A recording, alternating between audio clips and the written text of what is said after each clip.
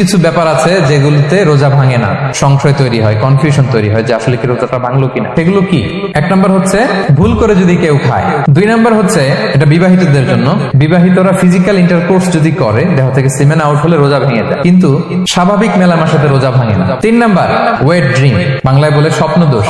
ঘুমের মধ্যে এমন কিছু দেখলেন ফলে আপনার সিমেন আউট হলো, আপনার রোজা ভাঙবে না, শুধু আপনি ঘুম থেকে উঠে ফরজ গোসলটা করে নিলেই হবে। চার নাম্বার হচ্ছে ব্লাড টেস্ট, ব্লাড টেস্ট করলে রোজা ভাঙে না। পাঁচ নাম্বার হচ্ছে অনিচ্ছাকৃত বমি। ছয় নম্বরে নোজ ব্লিডিং, নাক দিয়ে রক্ত ঝরলে মানুষের রোজা ভাঙে, আনলেস যদি অনেক বেশি অ্যামাউন্টের হয়, আপনি ক্লান্ত হয়ে পড়েন, তখন তো আপনি রোজা ভাঙতে পারেন। সাত নাম্বার রোজা রেখে দাঁত ফেলতে পারবো কিনা, দাঁত ফেললে যে রক্ত বেরোয় এতে রোজা ভাঙে না। আট নাম্বারটা হচ্ছে ইনজেকশন, রোজা রেখে ইনজেকশন দেওয়া যাবে কিনা। কিছু কিছু ইনজেকশন দেওয়া যাবে, কিছু কিছু দেওয়া যাবে না। কোনগুলো দেওয়া যাবে না?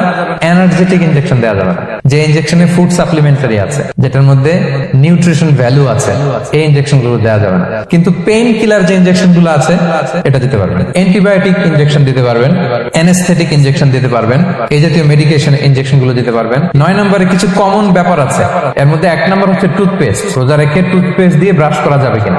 যাবে, কিন্তু না করাই ভালো।